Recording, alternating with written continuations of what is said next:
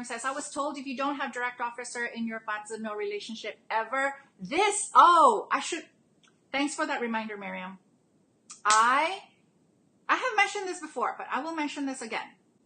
Your heaven luck, your astrology is not set in stone. Okay?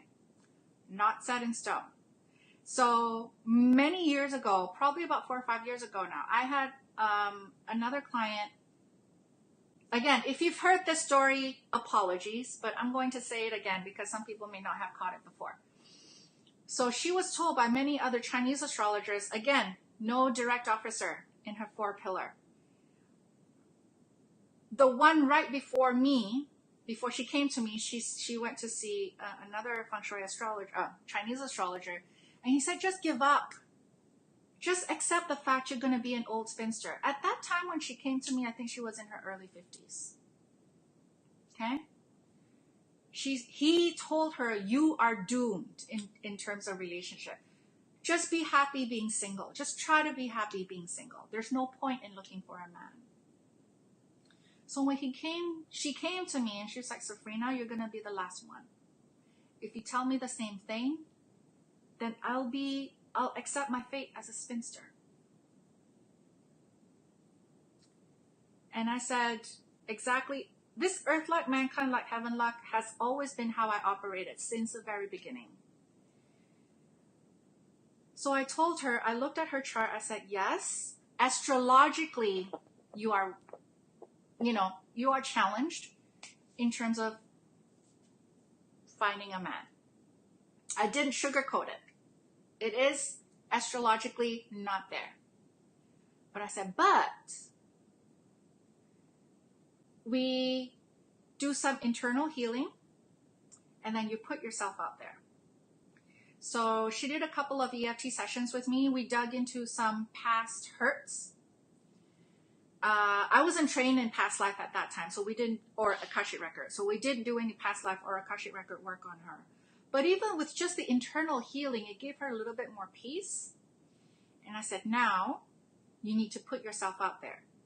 So she started going to a book club. She started taking salsa lessons. She started taking like a Chinese musical instrument class.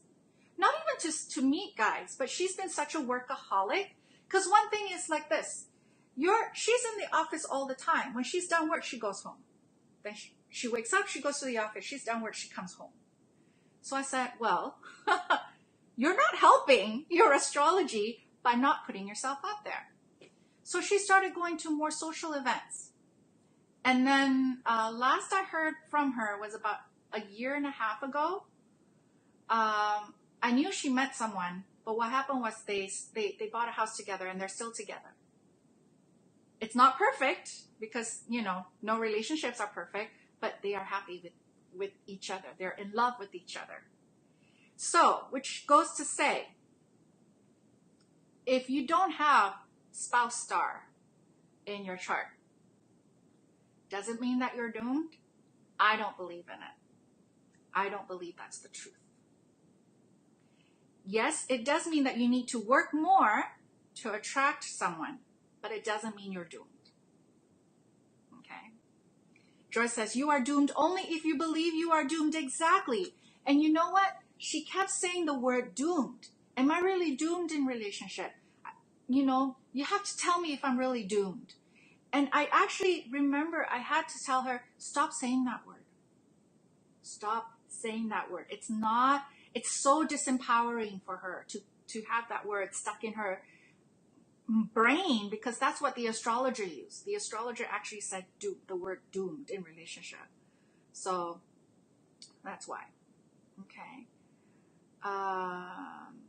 Yeah, Miriam, if you don't have a direct officer, it doesn't mean that you're going to be single. You just need to work a little harder in the mankind luck, in the heaven luck. And I can tell you it works. She didn't give up. Yeah, exactly.